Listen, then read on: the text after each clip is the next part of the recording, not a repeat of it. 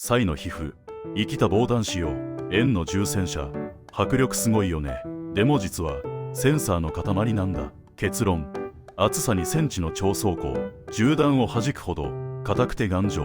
普通これだけ硬いと鈍感だよね。でも神経が通ってて感度は抜群。蚊が止まっても即座に気づく強固なガードと敏感な感知器。軍事技術もびっくりの完成度。他に強そうな動物知ってる？コメントで教えて。